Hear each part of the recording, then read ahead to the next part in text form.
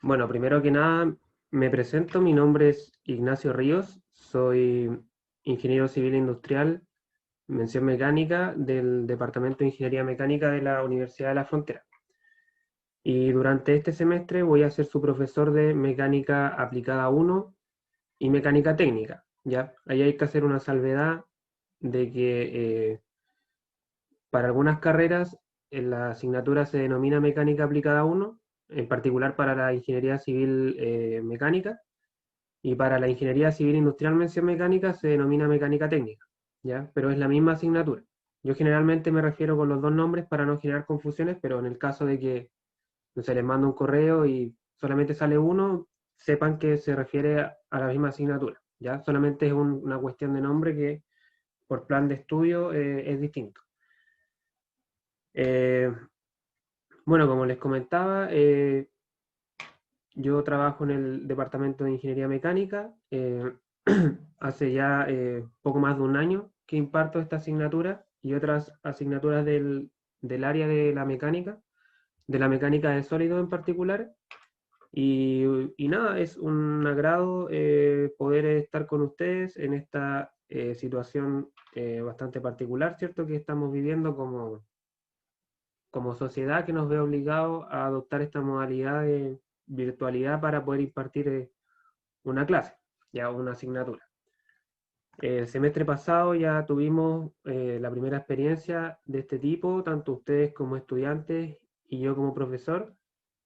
Creo que fue una buena experiencia de la cual yo por lo menos aprendí bastante y espero poder mejorar en aquellas oportunidades de mejora, ¿cierto? Que siempre se da en cada situación. Entonces, yo tengo la mejor de las disposiciones para que este semestre sea lo más llevadero posible. Sabemos también que es un semestre un poco más corto de lo normal, debido a la situación de movilización que hubo el semestre pasado, así que son varias circunstancias especiales lo que hacen que la forma en la que se impartan las asignaturas este semestre sean particulares también. Entonces, eso, decirles que yo tengo la mejor disposición para el trato con ustedes, si ustedes necesitan hablar o comentar algo de la asignatura, siéntanse con la libertad de poder expresarlo. Siempre al principio de la clase, si alguien quiere tomar la palabra para comentar algo de la asignatura en general o de la clase pasada, lo puede hacer. Al final de la clase igual. Si alguien me quiere emitir algún comentario de cualquier tipo respecto a la asignatura, también lo puede hacer por medio de la clase o me puede escribir un correo, ¿ya? Yo siempre estoy abierto a escucharlos y eso, durante la clase igual, si a alguien le surge alguna duda, puede encender su micrófono y tomar la palabra, ¿cierto? Siempre con cuidado de no interrumpir alguna aplicación, o sea, explicación, pero siempre que se genere una pausa en mi exposición, ustedes pueden tomar la palabra y hacer una pregunta de manera inmediata ya. No esperen al final de la clase. Lógico que al final de la clase igual pueden hacer consultas, pero no es necesario que esperen a esa instancia. Ya, vamos a revisar hoy día básicamente la estructura de la asignatura, ya, cómo está configurada, cómo van a ser las clases, más o menos qué es lo que van a aprender. Las evaluaciones también vamos a ver cómo vamos a evaluar esta asignatura, que yo sé que es algo que a ustedes les interesa, y si nos queda tiempo vamos a empezar a ver ya los primeros conceptos de este ramo, ya que como les comentaba es un semestre corto, así que hay que aprovechar bien el tiempo. Así que, bueno, una pequeña descripción de esta asignatura es, es un ramo, ¿cierto?, que es propio de la iniciación de las ciencias de la ingeniería. Ustedes vienen ya más o menos completando el ciclo de ciencias básicas, ¿cierto? Ya pasaron todo lo que son los ramos de cálculo, o se supone que lo deberían haber pasado, los ramos de cálculo, de álgebra, de matemática, ¿cierto? Y de física. Física 1, física 2. Y acá, este es uno de los primeros ramos que van a tener de ciencias de la ingeniería, ¿ya? ¿Cuál es la diferencia entre una ciencia básica y una ciencia de la ingeniería? Bueno, la mecánica en sí es una rama de la física. Ya ustedes en física 1, física 2 vieron mecánica, pero lo ven desde un punto de vista más teórico, ¿cierto? Del punto de vista físico. Acá vamos a seguir estudiando mecánica, obviamente. Vamos a ver mucho lo que tiene que ver con fuerzas aplicadas a cuerpos, y la diferencia entre una asignatura de ciencia de la ingeniería y una asignatura de ciencia básica es que acá vamos a ver problemas mucho más cercanos y aterrizados, ¿cierto?, a la realidad que se encuentra un ingeniero en su quehacer profesional, ¿ya? Entonces seguramente en física vieron problemas que uno se pone a pensar que es bastante complicado encontrar en la vida profesional de un ingeniero. Bueno, acá vamos a tomar esos conceptos que ustedes traen de los ramos de física y los vamos a aplicar a un contexto más ingenieril, si se quiere. Como les dije, la mecánica, básicamente cuando hablamos de mecánica estamos hablando de fuerzas, ¿ya? De fuerzas aplicadas a cuerpos. Y de eso se trata este ramo, se trata de fuerzas eh, aplicadas a cuerpos rígidos, ¿ya? Esos son dos conceptos claves, ¿cierto? Que los vamos a revisar hoy día si alcanzamos, que es fuerza y cuerpo rígido, ¿ya? Un cuerpo rígido, les voy adelantando, es un cuerpo sólido que no se deforma, ¿ya? O que se puede hacer la suposición de que no es deformable.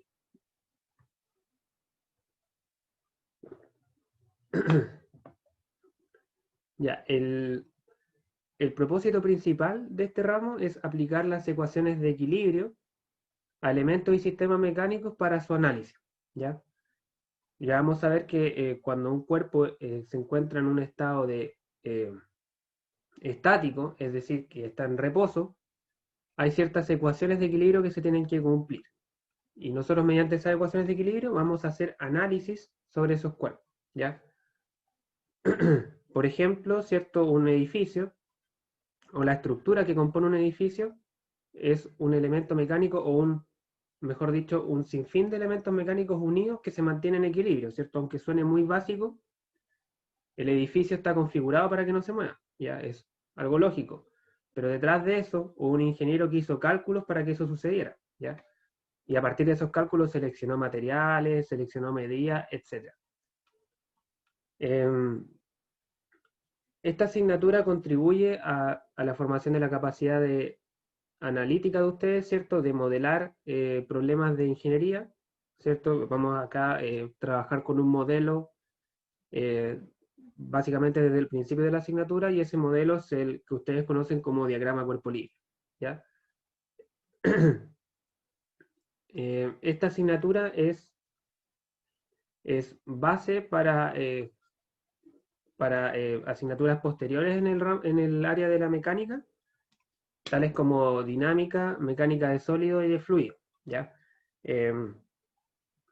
Bueno, dependiendo de la carrera que ustedes estudien, van a tener algunos de estos ramos y otros no, pero este ramo es un ramo de, como decía, de iniciación en la ciencia de la ingeniería, y se encuentra en el marco de una ciencia en particular que es la mecánica de sólido, ¿ya? La mecánica de sólido. Y que como su nombre lo dice, la mecánica de sólido estudia el comportamiento de cuerpo en estado sólido sometido a fuerza. Para enfrentar esta asignatura, ustedes van a tirar harto de sus conocimientos que hayan adquirido en los ramos de cálculo, de álgebra y de física. Ya, álgebra vectorial sobre todo, vamos a ver trabajar con vectores acá, así que sería bueno que pudieran refrescar un poco esa información. Y el objetivo culmine de esta asignatura y de esta rama, que es la mecánica de sólidos, es que ustedes tengan la capacidad de diseñar elementos y sistemas mecánicos. ¿Ya? Esa es más o menos la competencia de su perfil de titulado a la que contribuye esta asignatura, ¿ya? Que sean capaces de diseñar componentes y sistemas mecánicos. Diseñar, o también yo haría acá el énfasis en analizar diseños mecánicos. Un diseño mecánico, en palabras muy sencillas, es seleccionar el material y seleccionar las dimensiones de cierto elemento para que cumpla ciertas condiciones, ¿ya? Por ejemplo, volviendo al caso del edificio, ¿cierto? El edificio está configurado, está formado eh, por vigas, por barras. Las barras estarán unidas unas a otras con pernos, con pasadores o con soldadura. Y esas barras, para soportar la carga a la cual está sometida el edificio, tiene que estar hecho de cierto material. Y ese material tiene que tener ciertas capacidades, ciertas propiedades. Y además del material también, las dimensiones de las que esté formado ese material, o sea, ese componente, van a determinar si el componente es lo suficientemente capaz de soportar cierta condición, ¿ya? Entonces, básicamente diseñar componentes mecánicos implica, mediante análisis, seleccionar el material y seleccionar dimensiones. Es decir, ser capaz de decir en un proyecto, por ejemplo, la viga de este galpón tiene que ser de este material, de acero, SAE, no sé cuánto, y tiene que tener estas dimensiones. Tiene que tener esta sección transversal, este largo, etc., etc. ¿Ya? Entonces, esa es la principal competencia de titulación, ser capaces de diseñar sistemas mecánicos o también de analizar diseños mecánicos hechos por otras personas. Y eso también va de la mano con la formulación de proyectos de ingeniería, ¿ya? Que quizás es algo más cercano a lo que se pueden encontrar dentro de su quehacer profesional, sobre todo los ingenieros civil industrial, que es la formulación de proyectos, ¿ya? Eh, Cuando uno trabaja en proyectos, eh, cabe la posibilidad de que dentro de ese proyecto haya un diseño mecánico, ¿ya? Entonces, en ese caso, es necesario tener estos conocimientos de diseño para poder formular el proyecto o para evaluar el proyecto que haya formulado otra persona, que también es algo que se da mucho en el ámbito profesional. Entonces, de estas dos maneras, eh, contribuye esta asignatura a sus competencias de titulación. Pero como les mencionaba al principio, es una asignatura de iniciación. Ya sirve como base para asignaturas posteriores que eh, van a contribuir de manera más directa a estas dos competencias. ¿Ya? Acá estamos como construyendo un edificio, volviendo al ejemplo del edificio, y este es como el primer piso. ¿Ya? Mecánica de sólido, después los civil mecánica tienen, perdón, esta es mecánica aplicada 1, los civil mecánica luego tienen mecánica aplicada 2, mecánica de sólidos 1, mecánica de sólidos 2. Lógicamente que ellos, por la carrera que estudian, van a tener mayor conocimiento en esta área que los ingenieros civil industrial, mención mecánica, que tienen eh, mecánica técnica, luego tienen resistencia de materiales y luego tienen diseño de elementos de máquina y terminan con un ramo de proyecto industrial.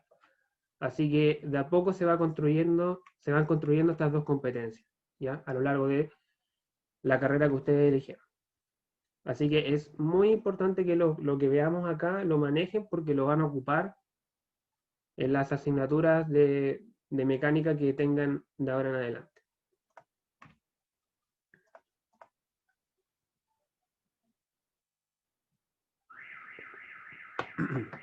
Bueno, los resultados de aprendizaje los voy a mencionar rápidamente.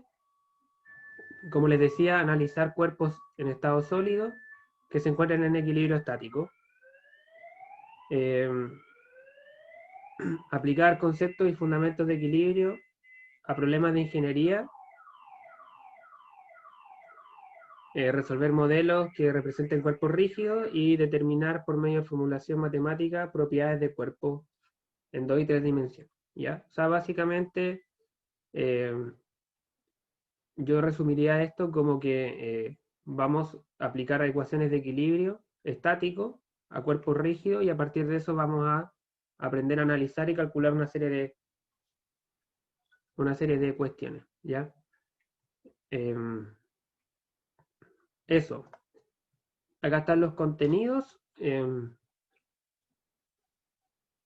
Los contenidos de la asignatura, rápidamente, hay una unidad de introducción que espero empezar el día de hoy, donde revisamos básicamente conceptos y principios fundamentales que ustedes conocen de sus ramos de física, pero acá me interesa revisarlos para tener todo fresco, ¿ya?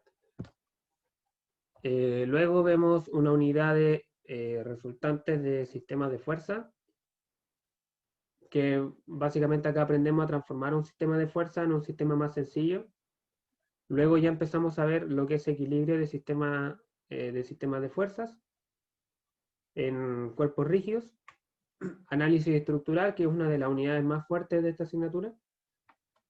Fricción, dudo mucho que veamos fricción por el tema del tiempo, que es un semestre más corto. Probablemente esta unidad sea la que se vea perjudicada, ¿ya? Y terminamos viendo quizás de manera muy resumida propiedades de área, centroide y centro de gravedad y momentos de inercia. Esos son los contenidos.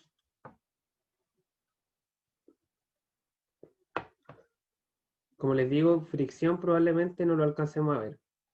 Quizás podemos meterlo en algún taller o algo para que tengan una idea y no dejar eso completamente vacío. Pero por temas de tiempo vamos a ir viéndolo a medida que nos acerquemos.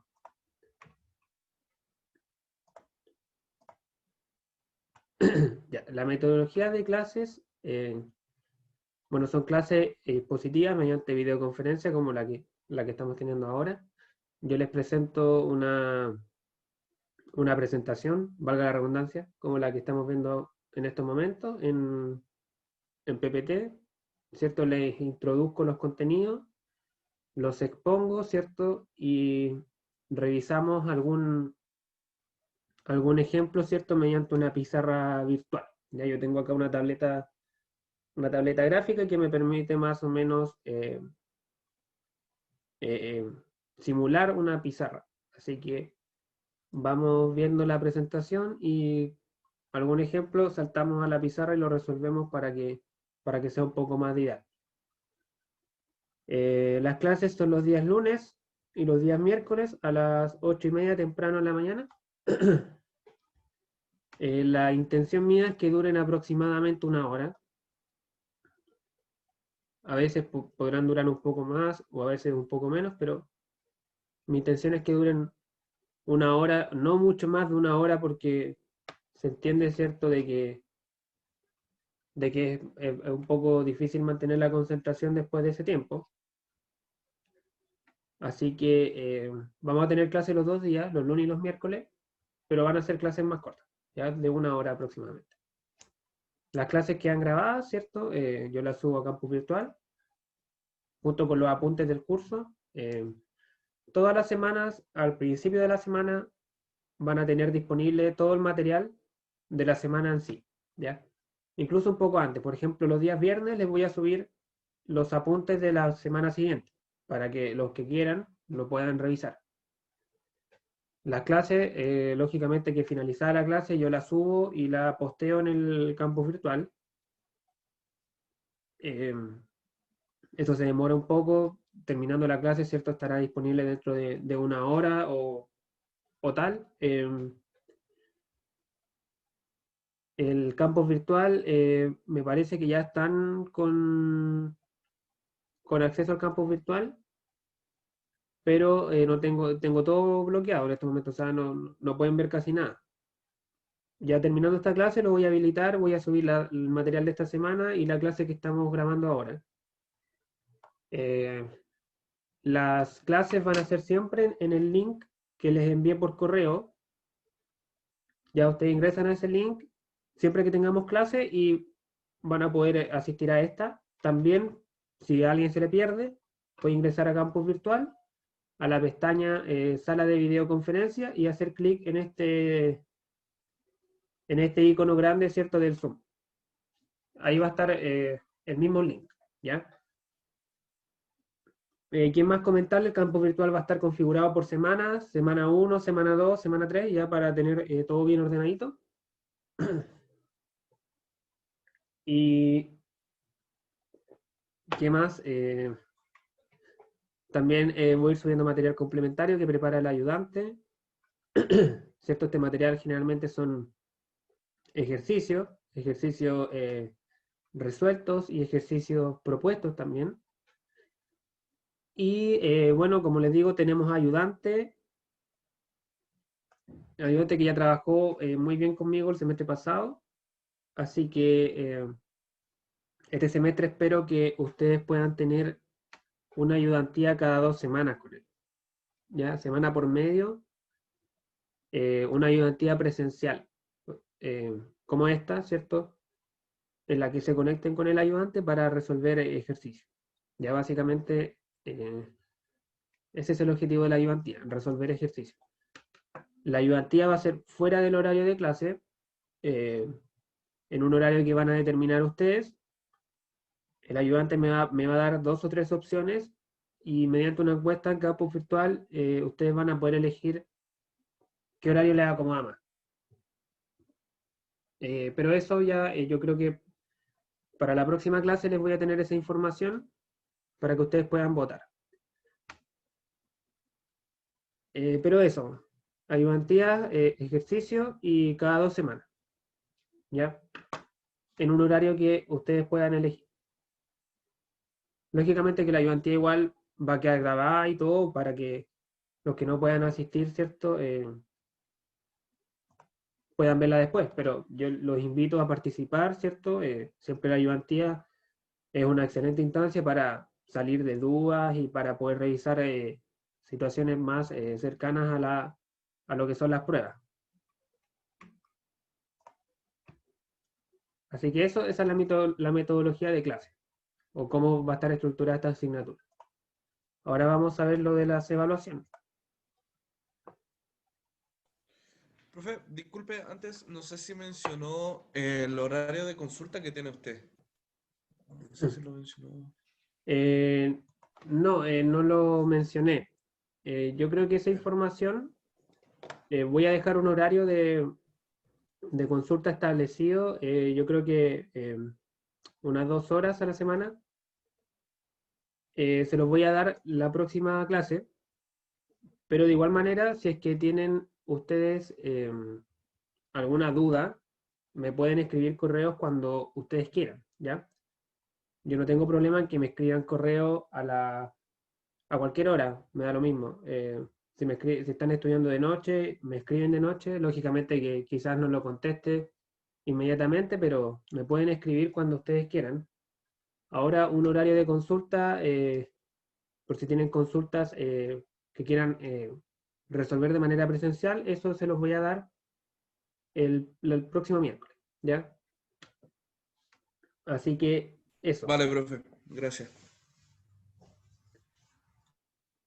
Pero como les digo, tengan la confianza de escribirme cuando lo estimen conveniente, ¿ya? Fin de semana también me pueden escribir, probablemente no conteste hasta el lunes, pero, o quizás sí, a veces contesto los fines de semana, pero eh, me pueden escribir cuando quieran. Las evaluaciones. Bueno, hay una parte teórica, ¿cierto? Y una parte práctica dentro de la nota final. La parte teórica vale 80% y está dividida en 3 pruebas. 3 pruebas que valen igual, ¿ya? Igual ponderación, 33, 33 y la última 34 para redondear el 100%. ¿Ya? Acá hay 3 fechas tentativas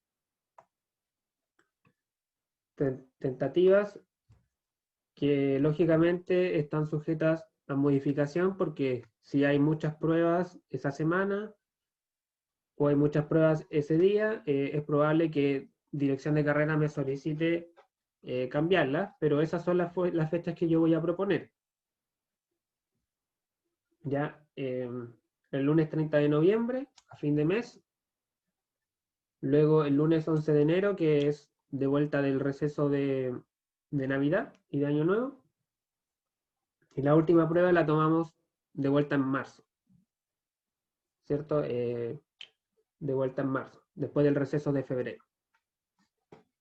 Esas son las tres pruebas. Las pruebas son pruebas de cátedra, son pruebas de desarrollo. Yo le subo la prueba a campus virtual. Generalmente son 3 ejercicios o 2 ejercicios. Ustedes la desarrollan y me suben una captura, ¿cierto? Una fotografía o un escáner con la prueba desarrollada.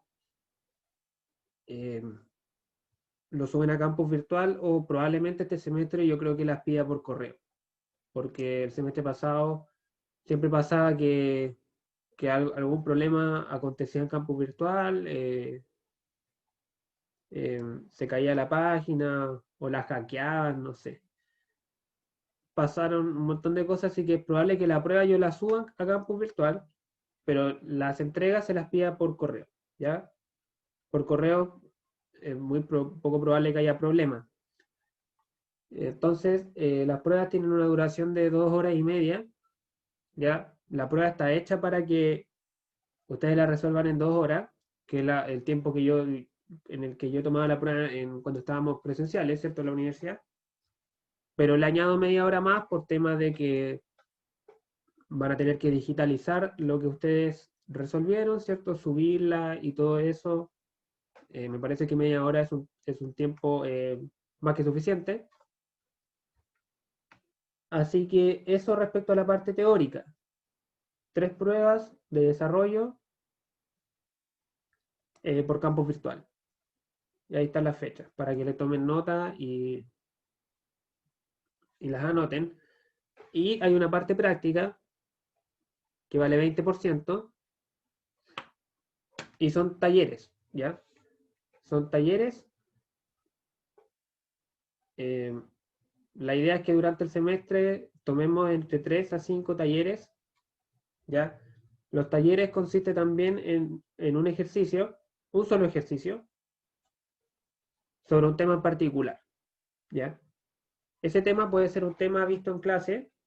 Por ejemplo, yo les digo, ya, la próxima semana hay taller de este tema. O puede ser un tema introducido mediante una lectura complementaria de profundización.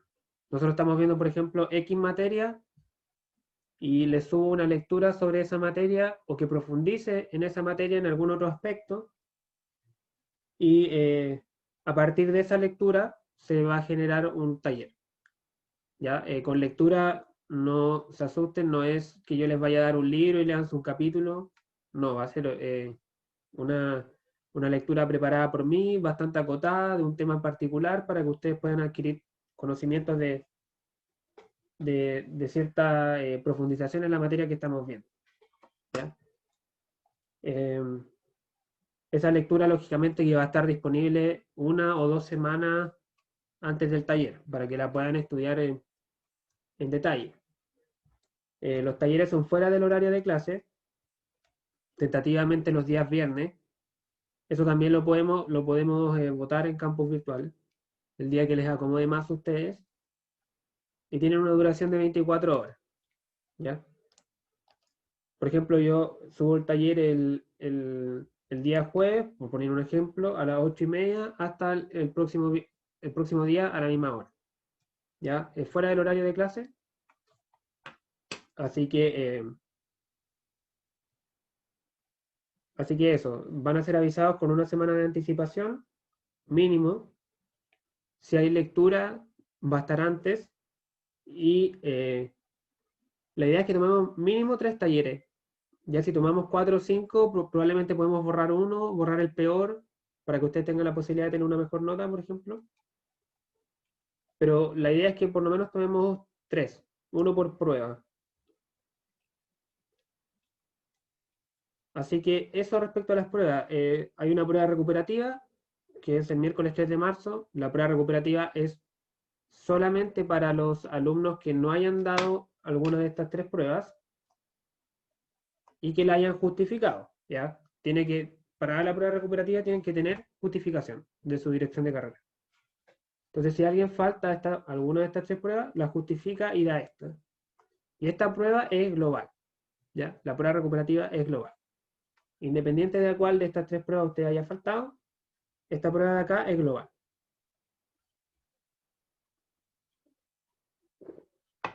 Y finalmente está el examen. Lunes 8 de marzo. El examen lo pueden dar, me parece bien que todos los alumnos que tengan notas sobre 3. Me parece que en virtud de lo especial de este semestre, ¿cierto? Se ha bajado el requerimiento a 3. No estoy completamente seguro, pero me parece que es así. Así que esa es la configuración de la evaluación de este ramo. No sé si alguien tiene alguna duda, alguna consulta que quiera hacer respecto a esto. Yo sé que esto es algo que a ustedes les importa bastante, así que si alguien tiene alguna consulta, la puede hacer ahora.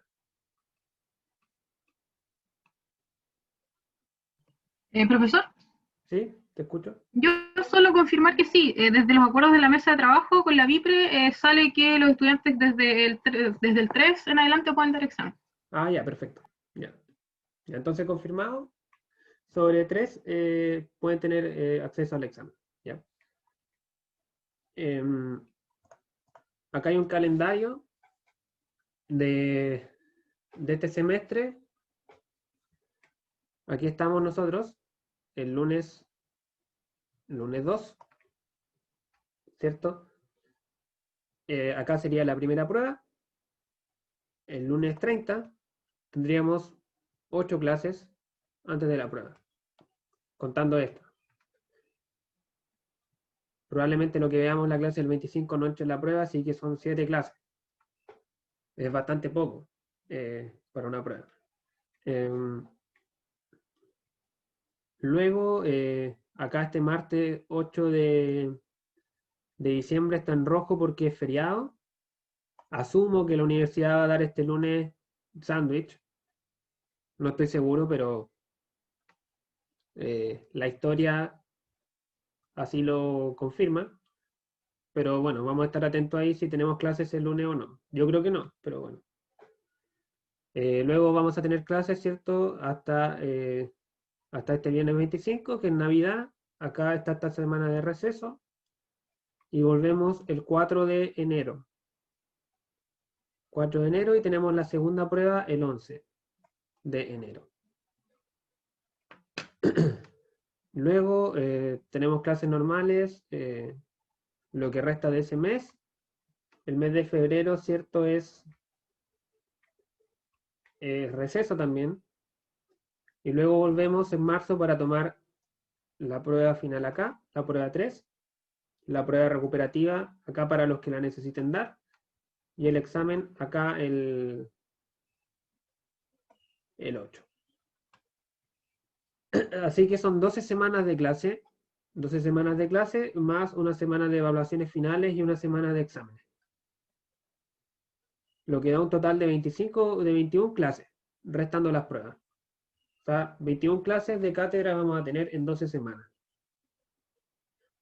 Así que más o menos 7 clases van a ser lo que entra en una prueba. 7 clases. Normalmente un mes tiene 16 semanas más las de evaluación final y exámenes. Lo que da más o menos un total de 28 clases, entre 28 y 30. Así que acá, bueno, un semestre más corto, 21 clases vamos a tener. Así que eso. ¿Qué más hay acá? Bueno, los canales de comunicación son, ¿cierto? Mi correo electrónico, que está acá, institucional. Como les dije anteriormente, cualquier duda que tengan durante sus estudios, me pueden escribir a este correo, en cualquier horario. Campus Virtual igual permite mandar mensajes, pero me parece que es mucho mejor que lo envíen directo por correo. Y por último, las clases, ¿cierto? El principio y el fin de las clases lo pueden ocupar para hacer cualquier tipo de consulta sobre la asignatura en sí, sobre materia, lo que quieran. Durante la clase igual pueden hacer consultas, pero de lo que estemos viendo, ¿ya? Así que esos son los canales de comunicación. Por último, la bibliografía.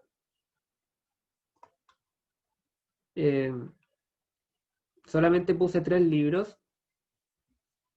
Estos 3 libros están disponibles en los recursos digitales de la universidad.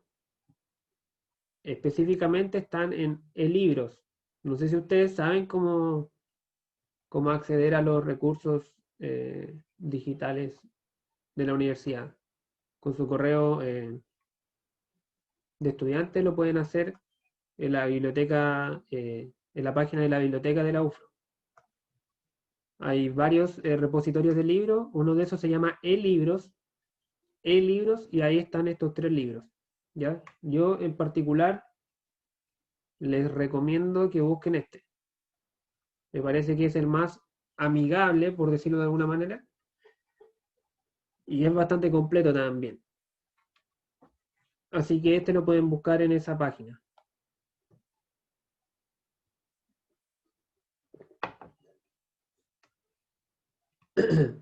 Así que eso respecto a la estructura del ramo.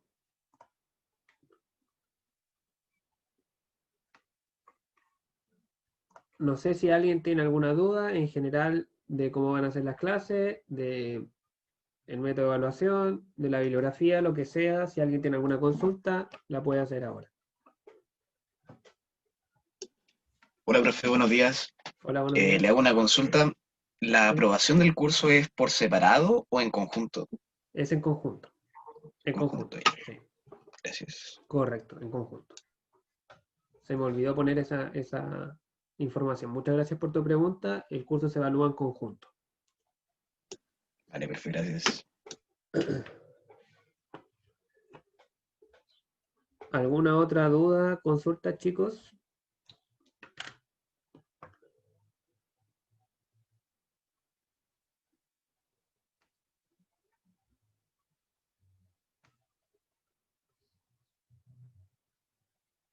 Ya bueno, entonces, si está todo claro esto, vamos a comenzar brevemente a ver algunos de los conceptos básicos de la asignatura. Como les dije antes, son pocas las clases que tenemos, así que hay que aprovechar el tiempo y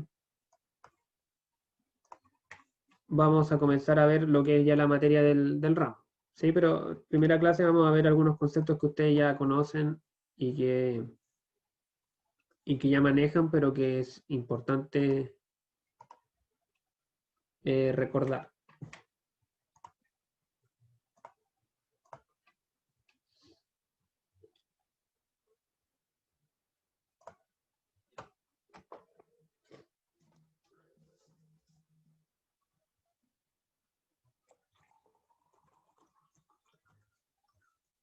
Ya, así que si me permiten, vamos a comenzar con esta clase introductoria,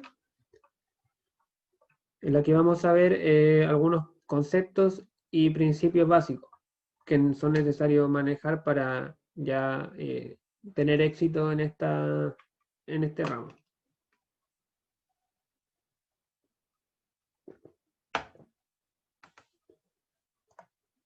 Ya, vamos a partir de lo más general posible, que es la mecánica. Ya lo mencioné por ahí de manera bastante resumida, pero la mecánica básicamente es una ciencia, ¿cierto?, que describe y busca a partir de esa descripción poder predecir la condición de reposo o movimiento de un cuerpo bajo la acción de fuerza. Siempre que tengamos un cuerpo, independiente del estado de este, ya si sea un sólido, un fluido o un fluido, si ese cuerpo está sometido a fuerzas, estamos hablando de mecánica. Y si a partir de esas fuerzas queremos determinar si el cuerpo está en reposo, en movimiento, y qué tipo de movimiento tiene, y poder predecir cómo se va a comportar en el futuro, estamos hablando de mecánica. ¿Ya?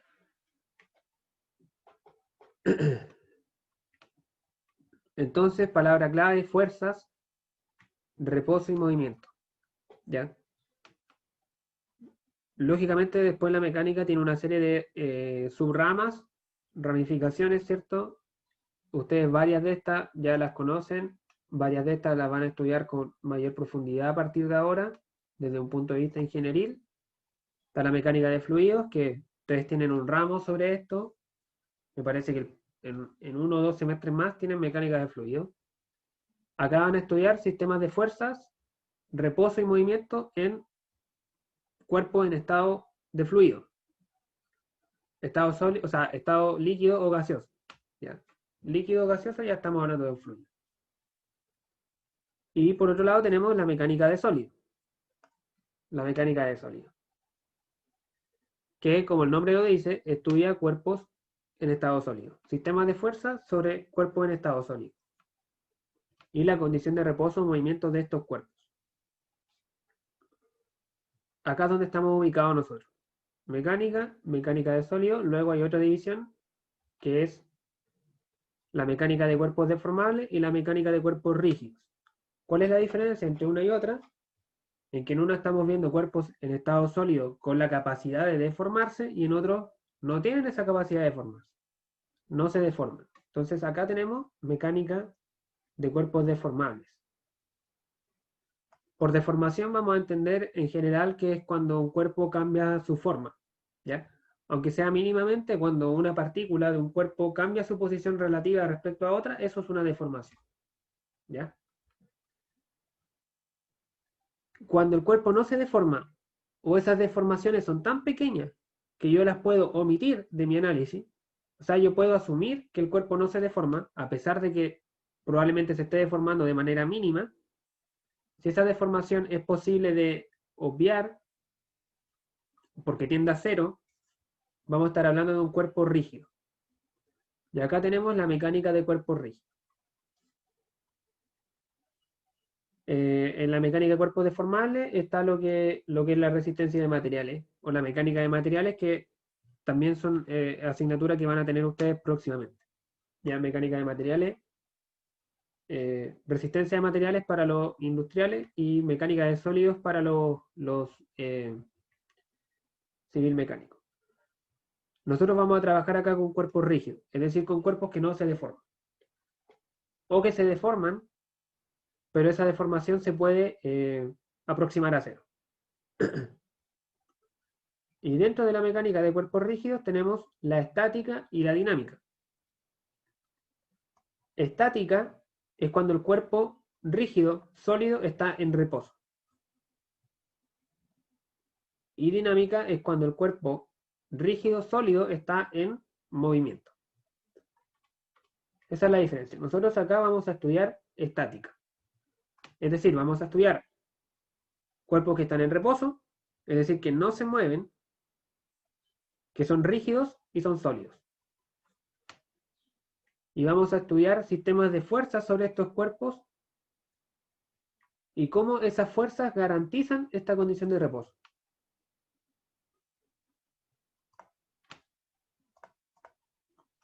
Bueno, aquí está escrito básicamente lo que les mencionaba recién, ¿cierto? Mecánica de sólidos, cuerpo en estado sólido, mecánica de fluidos, cuerpo en estado líquido y gaseoso, cuerpo rígido, se asumen, ¿cierto?, que son perfectamente rígidos y que no sufren deformaciones, ¿ya? Aquí, como les mencionaba, eso sí hay que hacer la salvedad de que en la vida real las estructuras y máquinas nunca son completamente rígidas. Siempre se deforman. Por ejemplo, yo ahora estoy sentado en una silla y esa silla está deformada debido a mi peso, ¿ya? Yo estoy ejerciendo una fuerza sobre la silla y la silla se deforma, ¿ya? Las patas se deforman, si hay algún perno que une alguna pieza también se deforma. Ahora, esa deformación es tan mínima, yo no la percibo, con el ojo humano no se percibe, habría que utilizar un equipo de medición muy preciso para poder determinarla. Entonces, yo podría hacer la asunción, asumir, ¿cierto?, que la silla es un cuerpo rígido, que es completamente rígida y no se deforma. A pesar de que yo sé que se está deformando, esa deformación es tan pequeña en comparación con la fuerza que yo estoy haciendo sobre ella, con mi peso, que yo puedo asumir que es un cuerpo rígido. Entonces, como digo, a pesar de que las deformaciones siempre existen, siempre que hay fuerzas, hay deformaciones, ¿ya? A menudo estas deformaciones son muy pequeñas y no afectan la condición de equilibrio o de movimiento de la estructura. Entonces, si la deformación es tan pequeña que no afecta el hecho de que un cuerpo esté en reposo o movimiento, yo la puedo aproximar a cero, ¿ya? Que es el caso de, por ejemplo, de cualquier edificación, ¿ya? Por ejemplo, si alguien vive en un edificio, ¿cierto? En un segundo piso o en un tercer piso, todos los muebles o personas que habiten en ese segundo piso ejercen fuerza sobre el piso y el piso se deforma. Las vigas que sostienen ese piso se deforman. Pero esa deformación es tan mínima que no afecta el estado de equilibrio del edificio. ¿Ya? Entonces acá podemos hacer asumir eso y trabajar como cuerpo rígido. Luego está la mecánica de cuerpos deformables, que es todo lo contrario, que es cuando la deformación sí es importante, sí es relevante, ¿ya? Porque es importante estudiarla porque concierne, ¿cierto?, a la falla que puede experimentar una estructura, ¿cierto? Si la deformación ya no es tan pequeña como las que yo les mencionaba, si ya es importante, entonces esa deformación puede provocar una falla. Puede provocar una falla, incluso la deformación más grande que puede experimentar un cuerpo es que se rompa. Entonces, en ese caso sí se deben estudiar, ¿sí? Y eso es lo que se ve en mecánica de material, resistencia de materiales, que ustedes tienen el próximo semestre. Luego, dentro de lo que es cuerpo rígido, tenemos estática para cuerpos en reposo y dinámica para cuerpos en movimiento. Acá solamente vamos a estudiar estática, ¿ya? Es decir, cuerpos en reposo.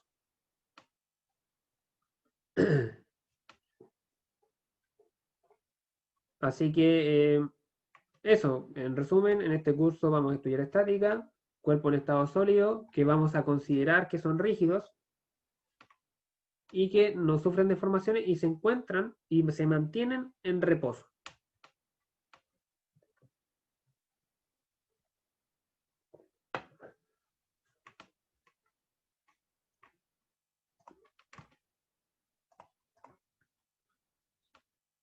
Así que esa es la contextualización de este ramo, ¿ya? Dentro de lo que es la mecánica. Ahora un par de definiciones. Un par de definiciones, ¿cierto? Bastante básicas. La primera es de partícula. Una partícula, ¿cierto? Es una cantidad pequeña de materia.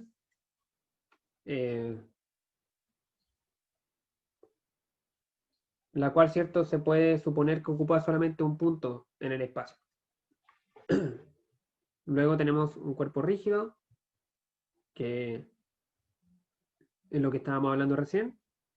Un cuerpo rígido es una combinación de partículas que ocupan posiciones fijas entre sí. ¿Ya? No experimentan deformación. Entendiendo que deformación es un cambio entre la posición relativa de las partículas que componen al cuerpo rígido.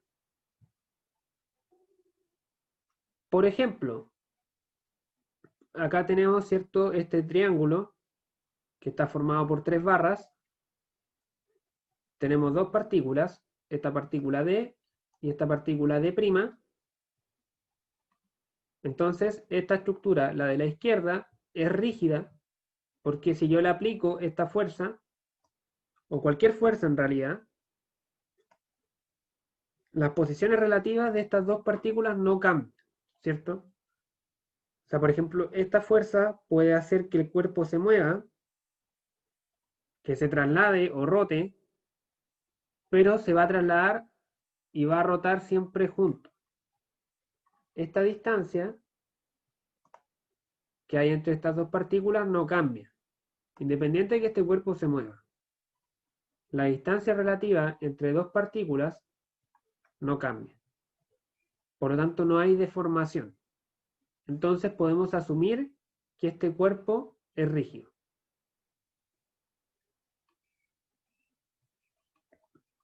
Por otro lado, en el cuerpo de la derecha, de nuevo tenemos las partículas,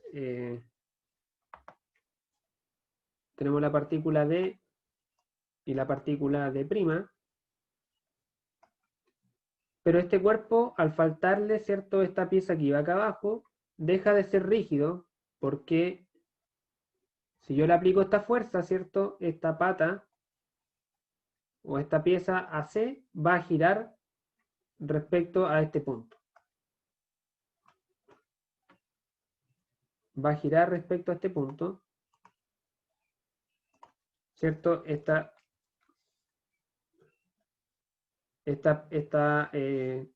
pieza, la pieza C, va a girar y se va a acercar a la otra pieza. Va a girar acá en torno a este punto. Entonces, esta distancia que hay acá va a cambiar. Ya la distancia relativa entre estas dos partículas no va a ser constante. Por lo tanto, este cuerpo de la derecha deja de ser rígido. Pasa a ser un cuerpo que es deformable. Porque la distancia relativa entre dos partículas cualquiera, acá D y D' son ejemplos, cambia si yo le aplico una fuerza al cuerpo. ¿Ya? Entonces esa es la diferencia entre un cuerpo rígido y un cuerpo deformable. Cuerpo rígido, la distancia relativa entre dos partículas no cambia, y cuerpo deformable, la distancia relativa entre dos partículas puede cambiar, como es el ejemplo de acá. Que estas dos partículas pueden acercarse, pueden alejarse en función de la fuerza que yo le aplique al cuerpo.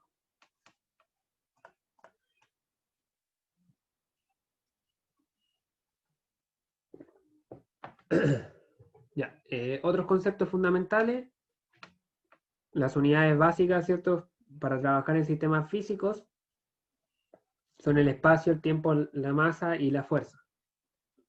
Ya, el espacio, ¿cierto?, es un concepto que está asociado a la posición de algo, la posición de un punto P, ¿cierto?, el cual se puede describir por medio de un sistema de coordenadas. Si yo quiero definir la posición de un punto P, ¿cierto?, establezco un sistema de referencia y a través de coordenadas puedo describir el punto en el que está ubicado. ¿Ya? Ahí pueden ser 3 coordenadas o 2 coordenadas, dependiendo si estamos trabajando en un sistema en el espacio o en un sistema en el plano. Luego está el tiempo, ¿cierto?, que es el concepto que precisa en qué momento se ocurre un evento. ¿Ya? O sea, además de definir la posición, para especificar un evento tengo que especificar el momento en el cual ocurre. Y tenemos el concepto de masa, que caracteriza, ¿cierto?, y permite comparar cuerpos en términos de ciertos experimentos de la física. ¿Ya?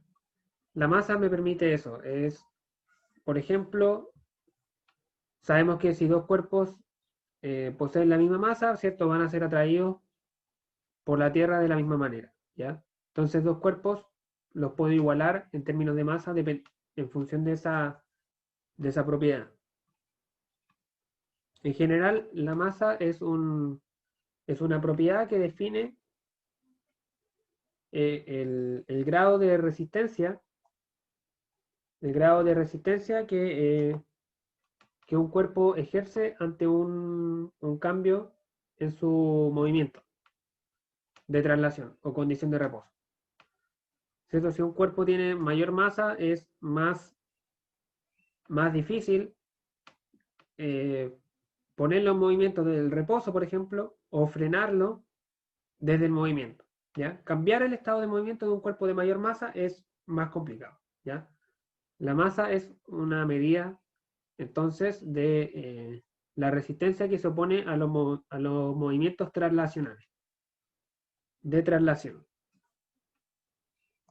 Tiene que ver, ¿cierto?, con la propiedad que ustedes conocen de la inercia. A mayor masa, mayor inercia. Más difícil es iniciar un movimiento, más difícil es detenerlo. Y por último, la cuarta magnitud física, muy importante, ¿cierto? En este curso es la fuerza.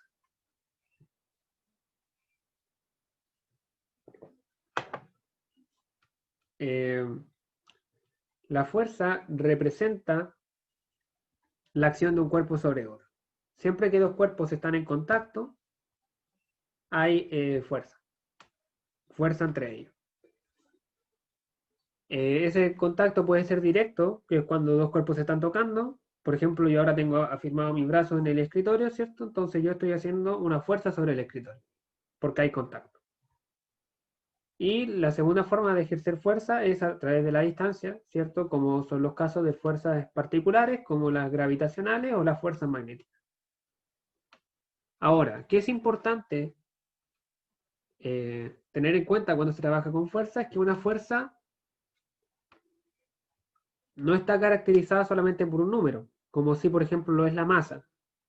La masa con un número y una unidad correspondiente yo la describo completamente. Ya, por ejemplo, no sé, este lápiz pesa 10 gramos y ya está descrita la masa, mediante solamente ese número acompañado de la unidad que corresponde. Sin embargo, para caracterizar una fuerza es necesario especificar una serie de cuestiones, que son 4 en general. El punto de aplicación, la magnitud, la dirección y el sentido. Primero, la magnitud. La magnitud, ¿cierto?, de una fuerza está caracterizado por un cierto número de unidades. ¿Ya? La magnitud es el número, acompañado de la unidad. Yo caracterizo una fuerza, por ejemplo, por tener una magnitud de 10 newtons. ¿Ya? Eso me describe la intensidad de la fuerza, qué tan fuerte es. Luego tenemos la dirección. La dirección está determinada por la línea de acción, que es una línea infinita a lo largo de la cual actúa la fuerza. Por ejemplo, acá tenemos, ¿cierto?, esta línea de acción. Esta es la línea de acción sobre la cual se encuentra la fuerza, en el ejemplo. Ya es una línea infinita que ocupa cierta posición en el espacio. Y esa posición se caracteriza por medio de un ángulo respecto a un eje de referencia. Por ejemplo, acá tomamos como eje de referencia el eje horizontal y decimos que la línea de acción y por lo tanto la dirección tiene un ángulo de 30 grados respecto a la horizontal. Entonces ahí estamos definiendo la dirección. En general, la fuerza, ¿cierto?, va a representar un segmento dentro de la línea de acción y se puede adecuar la longitud, ¿cierto?, de este segmento o de este vector a escala dependiendo de la magnitud, ¿cierto? Por ejemplo, acá yo estoy determinando que esta fuerza de 10 newton ocupa este largo en particular. Luego, si tengo una fuerza de 20 newton, ocuparía el doble. Eso siempre y cuando estemos dibujando a escala, ya que es algo que normalmente uno no hace, pero es importante apuntar. Luego tenemos el sentido, que se indica por medio, ¿cierto?, de la flecha, que básicamente me indica en qué sentido de la línea de acción la fuerza se ejerce, si hacia un lado o hacia el otro. Y por último, y no menos importante, porque es cierto, generalmente uno dice ya un vector se especifica por magnitud, dirección y sentido, pero cuando hablamos de fuerza también es importante el punto de aplicación, que es el punto específico dentro de la línea de acción sobre el cual la fuerza se está ejerciendo. En este caso, por ejemplo, el punto de aplicación es este punto A.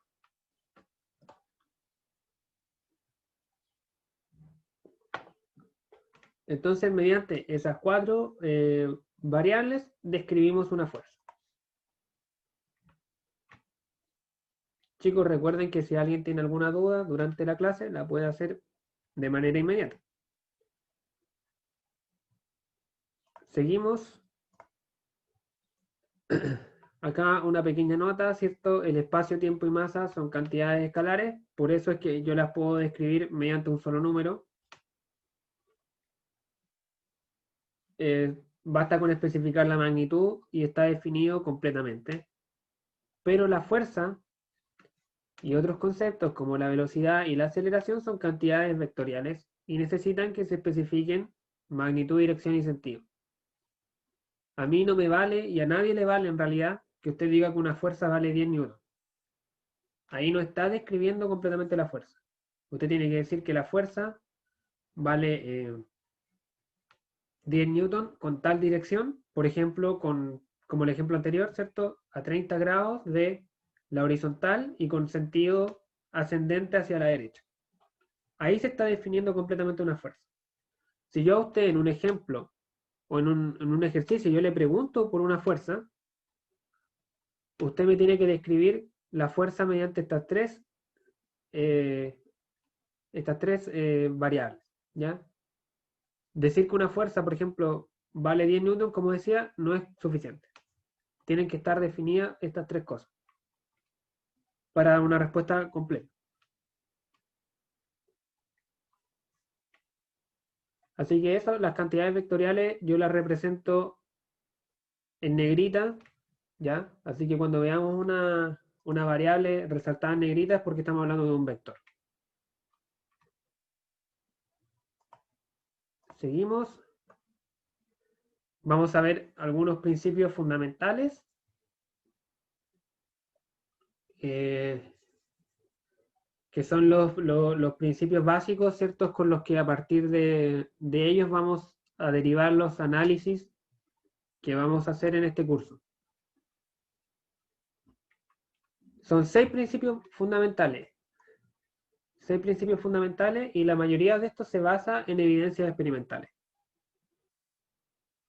El primero es la ley del paralelogramo, ¿ya? Que es básicamente la ley que me permite sumar, adicionar, ¿cierto? Dos fuerzas. Entonces, esta ley establece que si hay dos fuerzas actuando en el mismo punto, esas dos fuerzas yo las puedo reemplazar por una sola fuerza. Esa fuerza se llama fuerza resultante y se obtiene dibujando la diagonal del paralelogramo que forman las fuerzas originales. ¿Ya? Por ejemplo, tenemos, ¿cierto?, esta fuerza P y esta fuerza Q que actúan sobre este punto A, esta partícula, y yo esas dos fuerzas las puedo reemplazar por esta fuerza resultante utilizando la ley del paralelogramo.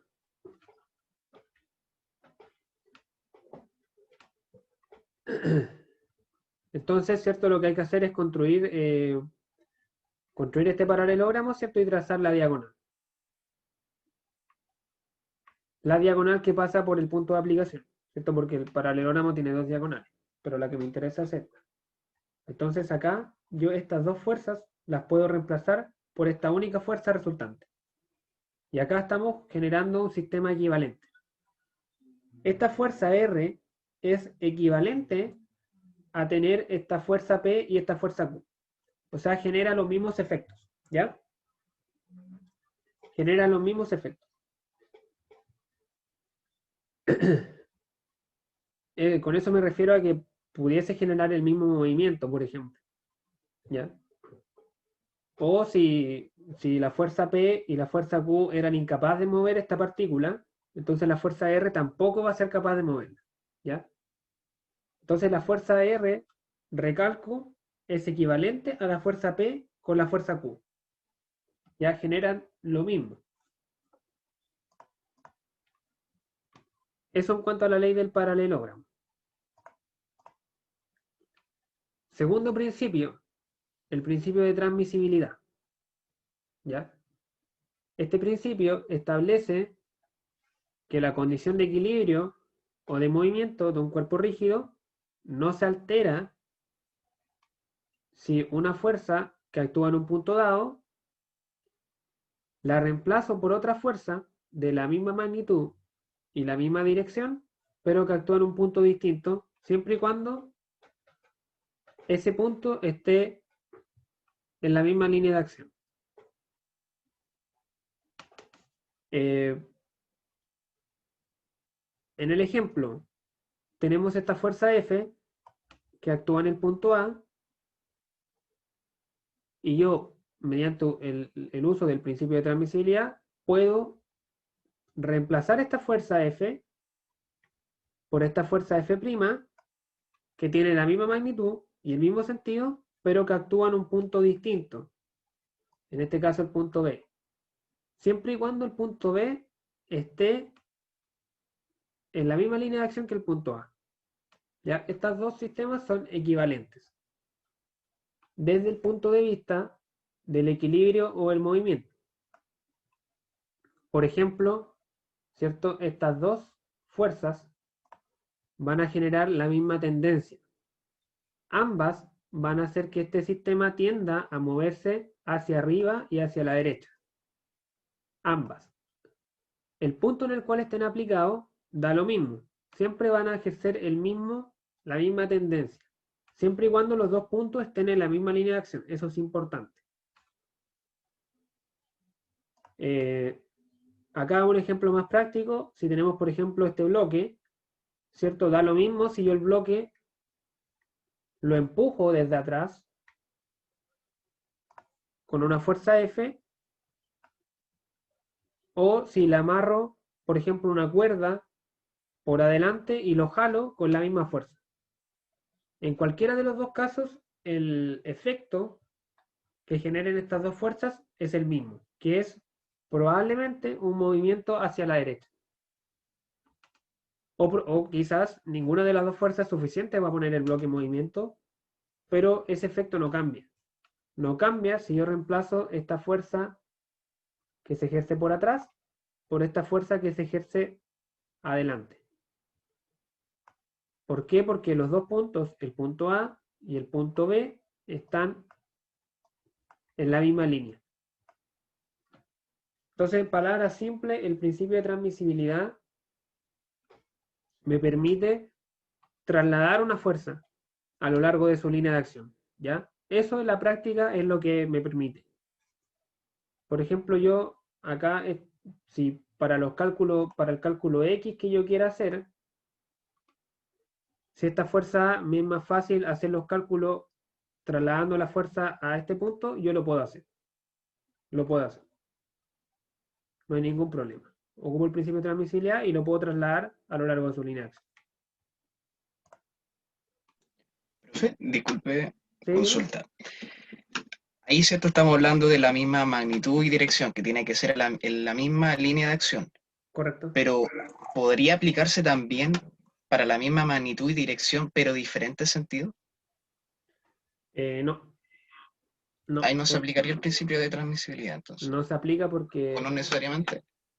no se aplica porque tú dices, por ejemplo, si esta fuerza que tiene este sentido, yo la reemplazo por una fuerza que tenga el sentido opuesto. Exactamente, sí, así. Pero por la misma magnitud y dirección. No, Solamente le cambio el sentido. Ya, si le cambias el sentido, estás cambiando la tendencia del movimiento. Porque, por ejemplo, esta fuerza, la primera fuerza, ¿cierto? Está haciendo que este cuerpo tienda a moverse hacia arriba y hacia la derecha. Mientras que esta fuerza, por la que reemplazamos, está haciendo que el cuerpo tienda a moverse hacia abajo y hacia la izquierda. O sea, son movimientos distintos. Por eso no se puede. Tiene que ser el mismo sentido. Ya, perfecto. Mismo Gracias. sentido y misma magnitud. Siempre, acá hacer el paréntesis, tengamos en cuenta que una fuerza siempre lo que genera es una tendencia a moverse, ¿ya? No necesariamente genera el movimiento, pero sí genera una tendencia. Por ejemplo, acá esta fuerza, ¿cierto? Está haciendo que este cuerpo tienda a moverse hacia arriba.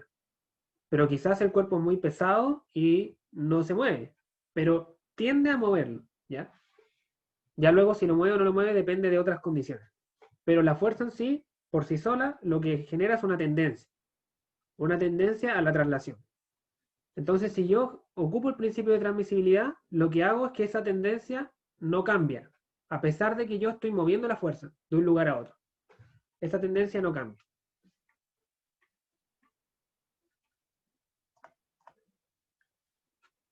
Tercer principio, tercer, cuarto y quinto principio, que ya estos ya son más familiares con ustedes, ¿cierto? La primera ley de Newton, que cierto dice que si una fuerza resultante o la fuerza neta, como ustedes seguramente la conocen, acá generalmente yo me refiero como fuerza resultante, si la fuerza neta o resultante es cero sobre una partícula, esa partícula tiene dos estados posibles. El primero es el reposo. El primero es el reposo. Si es que originalmente estaba en reposo. Y el segundo es su movimiento con velocidad constante si originalmente estaba en movimiento. ¿Ya? Es decir, si la fuerza neta es cero, el cuerpo o permanece en reposo o permanece en movimiento con velocidad constante. Solamente esas dos condiciones. La segunda ley de Newton dice que si yo le aplico una fuerza resultante que es distinta de cero, va a generar una aceleración. Y esa aceleración es proporcional a la magnitud de la fuerza que yo estoy aplicando. Ya. Y esa proporcionalidad se ve reflejada a través de esta fórmula, que es fuerza igual a masa por aceleración, que es una fuerza, ¿cierto? O sea, una fórmula ultra conocida por usted.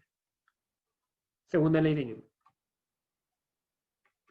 Bueno, acá está de más que lo diga, pero F representa la fuerza, M la masa y A la aceleración.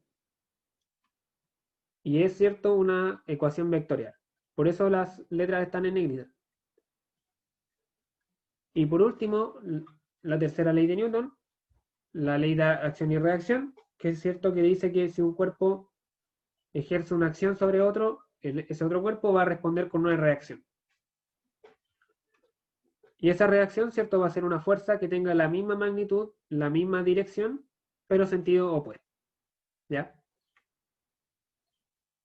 Toda fuerza siempre conlleva una reacción, cualquiera.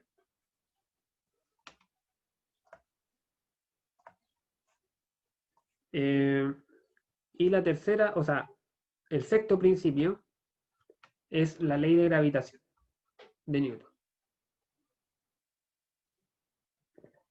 Que dice, ¿cierto?, que dos partículas de masas m mayúscula y m minúscula, en este caso, ¿cierto?, se atraen o se repelen mutuamente. O sea, se atraen en realidad, disculpen, la ley de gravitación siempre de atracción.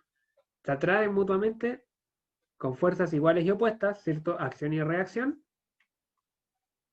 F y menos F. Y la magnitud de estas fuerzas que se ejercen una con otra está dado por esta fórmula. ¿Cierto? Donde tenemos la constante de gravitación universal multiplicado por las masas de ambas partículas y dividido por el cuadrado de la distancia que las separa. Esta es la ley de gravitación universal, ustedes ya la conocen, pero es uno de los principios fundamentales de la mecánica.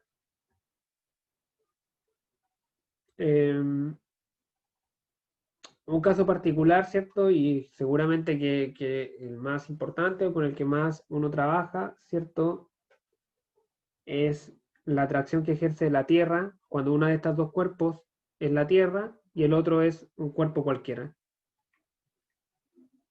Entonces, en este caso, la fuerza que ejerce la Tierra sobre la partícula o sobre el cuerpo en cuestión, nosotros la definimos como el peso, ¿cierto? W, el peso del cuerpo, y en este caso, ¿cierto? Denotando por M la masa de la Tierra, por M minúscula la masa de la partícula, y tomando R como el radio de la Tierra, ¿cierto? Que es la distancia que separa, en este caso, las dos partículas, podemos definir esta constante. Podemos definir esta constante, que no es otra que la aceleración de gravedad, que ustedes bien conocen. Entonces, la ecuación anterior, ahora para el peso, la podemos ocupar así. El peso, ¿cierto?, es igual a la masa por la aceleración de gravedad, básicamente. Que es la ecuación del peso de toda la vida. Esta constante G, la aceleración de gravedad, ¿cierto? Depende de varios factores, depende de la altitud y la latitud en la que se encuentra el cuerpo en la Tierra, pero para cálculos de ingeniería que no requieren una precisión superior, ¿cierto? Ocupamos el valor de 9,81 metros por segundo al cuadrado, que sería el valor de esta constante en unidades del sistema internacional, y 32 pies por segundo al cuadrado en el sistema de unidades inglesas, que son los dos sistemas de unidades con los que vamos a trabajar. Que es lo último que vamos a ver ahora, hoy día, los sistemas de unidades. Entonces, esos son los 6 principios fundamentales. El teorema del paralelogramo, el principio de transmisibilidad, las 3 leyes de Newton y la ley de gravitación. Los 6 principios fundamentales. Los 4 conceptos fundamentales: espacio, masa, tiempo y fuerza. Y por último, para finalizar la clase, vamos a ver los sistemas de unidades con los que vamos a trabajar.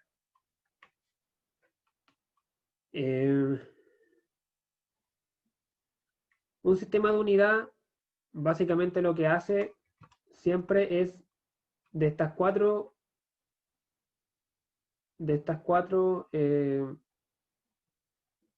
conceptos, ¿cierto? Toma 3 y los define arbitrariamente.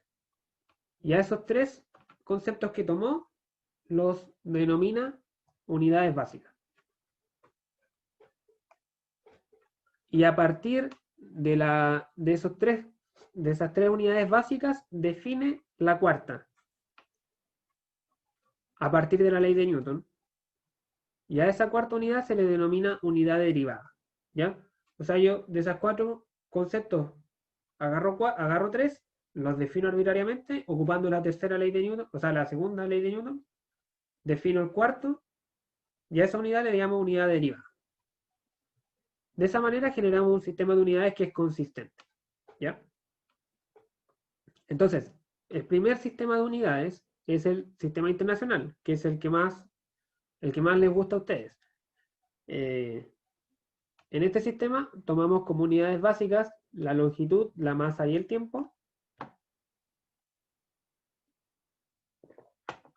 Las definimos: longitud con metro, masa con kilogramo y tiempo con segundo. Esas son definiciones arbitrarias, ¿no es cierto? Y el cuarto concepto, que es el concepto de fuerza, lo derivamos recibiendo el nombre de Newton. Y, ¿cierto?, lo derivamos a partir de la segunda ley de Newton, por lo tanto queda definido como la fuerza que le proporciona una aceleración de 1 metro por segundo al cuadrado a una masa de 1 kilogramo. Y se obtiene, como decía, a partir de la ley de Newton. Fuerza igual a masa por aceleración. Como la masa está en kilogramos y la aceleración es longitud por tiempo al cuadrado, me queda 1 kilogramo por metro y segundo al cuadrado. Ese es el primer sistema de unidades, el sistema internacional. Entonces repito: metro, kilogramo y segundo son unidades básicas y el Newton es una unidad derivada. Generalmente estos sistemas se trabajan con múltiplos y prefijos, múltiplos y submúltiplos, porque generalmente las formulaciones me dan números o muy grandes o muy pequeños, entonces necesito ocupar un prefijo, ¿cierto?, que ustedes conocen acá. Acá está la tabla, y bueno, los más ocupados, ¿cierto?, son el kilómetro, que son 1000 metros, el milímetro, que son 10 elevado a menos 3 metros, el megagramo, que es la tonelada, ¿cierto?, la tonelada métrica, que son 10 elevado a 6 gramos, y el gramo, ¿cierto?, que es un submúltiplo del kilogramo, y el kilonewton también, que es importante, que son 1000 newton. Generalmente en ingeniería, en estructura, trabajamos más con kilonewton que con newton, porque los newtons son muy pequeños. Acá están las transformaciones del kilogramo, el milímetro, la tonelada, el gramo y el kilonewton. Y el caso particular, ¿cierto? Es el del tiempo, que no utiliza estos prefijos, sino que tiene su propio sistema, sus propias unidades, sus propios múltiplos, que son el minuto y la hora, básicamente. 1 minuto 60 segundos, 1 hora 3600 segundos. Eso en cuanto a los múltiplos y submúltiplos en el sistema internacional. El segundo sistema, que yo sé que a ustedes no les gusta tanto, por experiencia lo digo, es el sistema inglés, o el sistema de uso común en Estados Unidos. Este sistema, así como el internacional tomaba masa, tiempo y espacio, este toma longitud, tiempo, pero en vez de masa toma fuerza como unidad básica. Y los define como longitud la define a través del pie, el tiempo mantiene el segundo, este no cambia, y la fuerza la define en libras, ¿ya? La fuerza. Libras, unidad de fuerza. No de masa, de fuerza. Entonces, a partir de estas 3 unidades básicas, define la cuarta unidad, que es la unidad de masa, y la define a partir de esta unidad que se llama SLU. ¿Ya? Esta unidad SLU, ¿cierto? Se obtiene también a partir de la segunda ley de Newton, sustituyendo, ¿cierto?, la fuerza por 1 libra y sustituyendo la aceleración por pie por segundo al cuadrado, es decir, longitud por tiempo al cuadrado. Entonces, en la ecuación de Newton, sustituimos esas unidades y despejamos el SLU, que nos da que un SLU, ¿cierto?, es 1 libra por segundo al cuadrado dividido en pi. Entonces, si se fijan, es exactamente lo mismo que el sistema internacional, solamente que acá toma como unidad básica la fuerza y a partir de la fuerza define la masa. ¿Ya? En el sistema internacional ocurría al revés.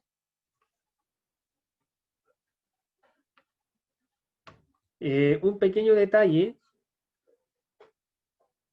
es que generalmente existe la confusión de la unidad de libra, ya que los ingleses o las personas de Estados Unidos a veces utilizan la libra también para identificar masa, ¿ya? Y nosotros igual lo hacemos en cierta medida, porque a veces nosotros nuestra masa la identificamos por o nuestro peso, mejor dicho, lo identificamos con nuestra masa. O sea, yo digo, yo peso 60 kilos, no digo yo peso tantos newton. Entonces, generalmente también existe la unidad de libra asociada a la masa, ¿ya? Siendo que su utilización correcta es libra como fuerza. Entonces, generalmente se hace la distinción entre libra fuerza y libra masa. Sin embargo, no es posible utilizar en cálculos ingenieriles la libra masa, ya que no es consistente, ¿ya? Por lo tanto, si ustedes encuentran por ahí que un cuerpo tiene tantas libras de masa, esas libras de masa no las pueden ocupar en la formulación. Tienen que pasarlo a SLU. Ya, un SLU son 32,2 libras masa.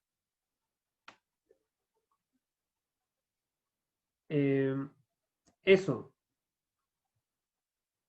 ¿Qué más mencionar acá? Los múltiplos y submúltiplos comunes que se utilizan en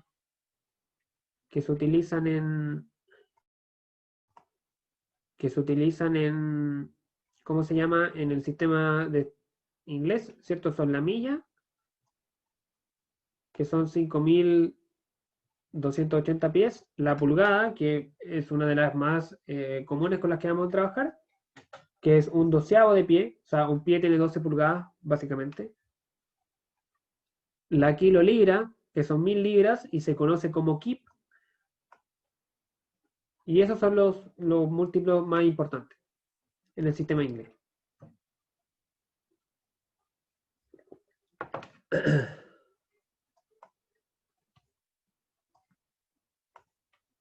Y bueno, por último, algunas transformaciones. En algunas ocasiones, ¿cierto? Es necesario convertir un sistema de unidades a otro, algún valor numérico, ¿cierto? Entonces, acá están las transformaciones. Para unidades de longitud, ¿cierto? Tenemos que un pie es más o menos 0,3 metros. Una milla, ¿cierto? Es un poco más de 1,5 km. Una pulgada son 25 milímetros aproximadamente. Una libra son 4,4 newton. Un slug, ¿cierto? Son 14,5 kilogramos. Y así tenemos también la libra masa, que son 0,45 kilogramos, ¿cierto? Recordamos que la unidad de libra masa no se puede ocupar como en formulaciones porque no es consistente, pero sí puedo transformarla a kilogramos y luego operar con ella. ¿Ya? Eso sí está bien.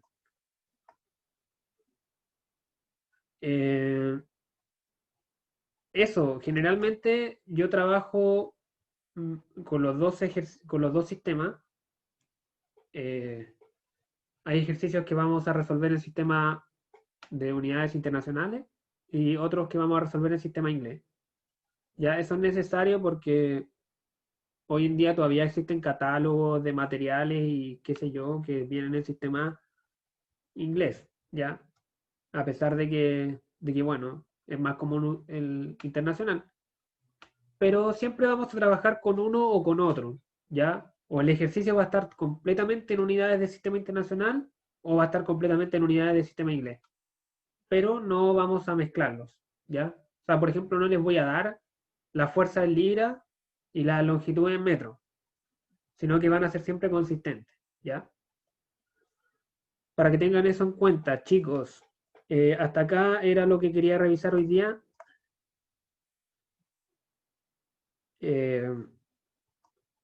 Básicamente lo que vimos son los conceptos básicos y los principios básicos con los que vamos a trabajar. Y el sistema de unidades. Así que hasta acá por el día de hoy. No sé si alguien tiene alguna consulta, algún comentario que quiera hacer para finalizar. En caso contrario, bueno, damos por finalizado la clase, ¿cierto? La grabación va a estar disponible durante la mañana en campus virtual, junto con la presentación que vimos hoy día, las dos presentaciones que vimos hoy día, y la presentación que vamos a ver el día miércoles.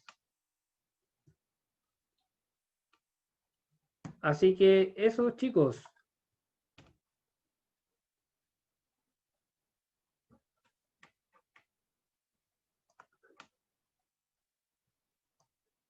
Vale, profe, gracias. Nos vemos la próxima clase. Vale. Sí. Nos vemos la próxima clase, chicos. Que estén muy bien. Que tengan una buena semana, un muy buen inicio de semestre y eso, nos vemos el miércoles. Chao, profe. Chao, chao. Profe, nos vemos. Chao, profe.